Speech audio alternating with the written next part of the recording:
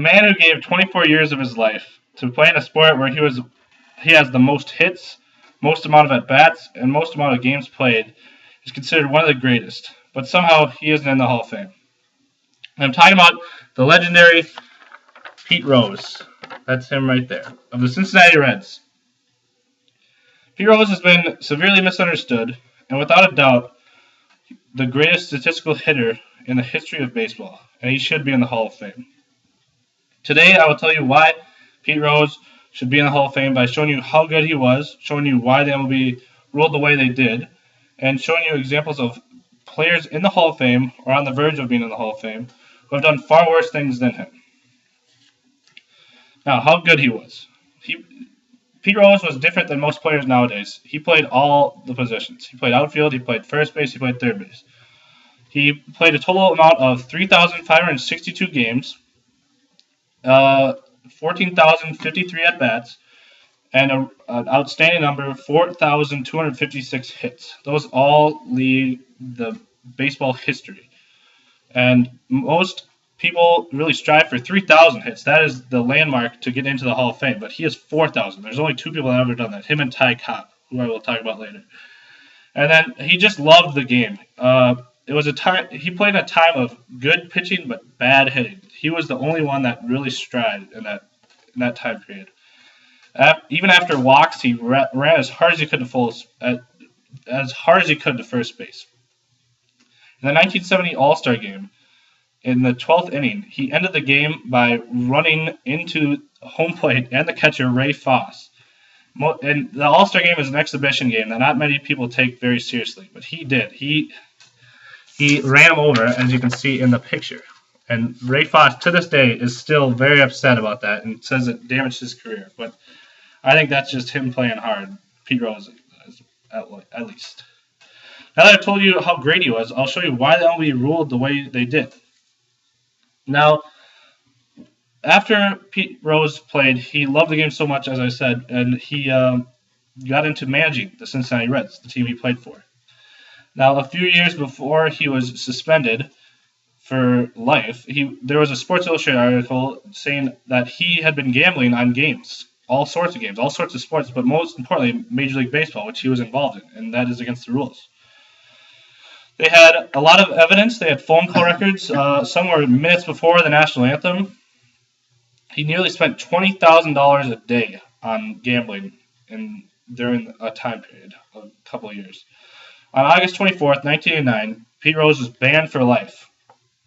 And at that time, he didn't admit to gambling or any of the crimes he committed, but a few years later, and around this time period, he does admit it, but he has always said he had never bet against the Reds. He sometimes bet for them to win, to give them a little more,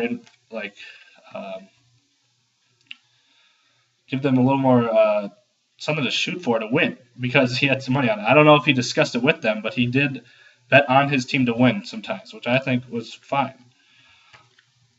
Now that I've shown you why the MLB ruled the way they did, I want to show you some examples of people who have done worse things that are in the Hall of Fame.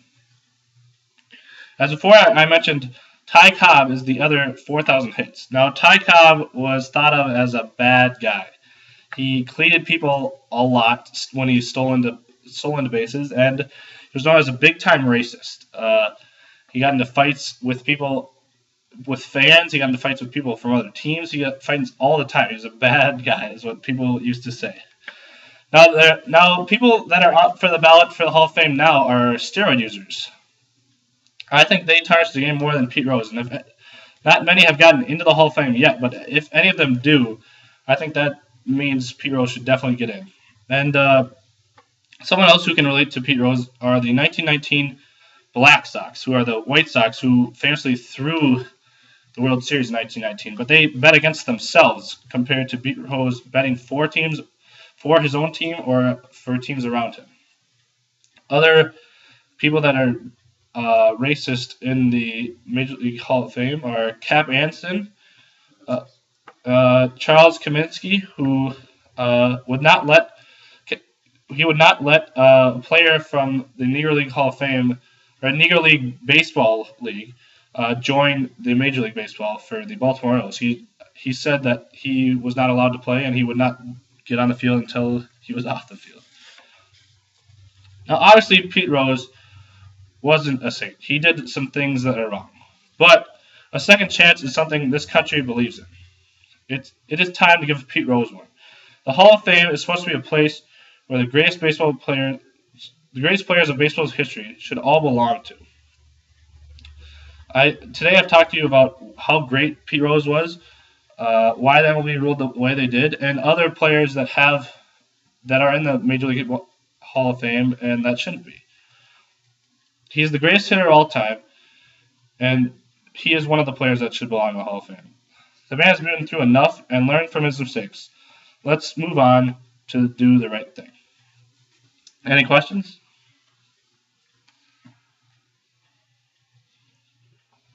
Is there a movement to get him in the Hall of Fame? Is anybody? People still try to today.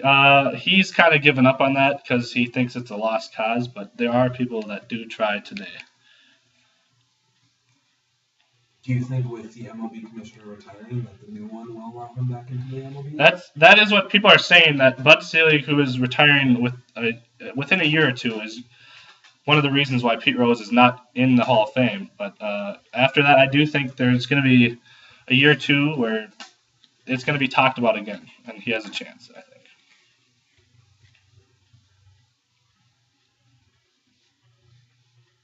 What's he doing now? Do you know? What he is doing now is he is in Las Vegas, and he's in a little pro shop helping out with his family helps him out, and he sits there all day and signs autographs and takes pictures with people and all that. But I think he hopes to one day get the ban lifted. I hope he does.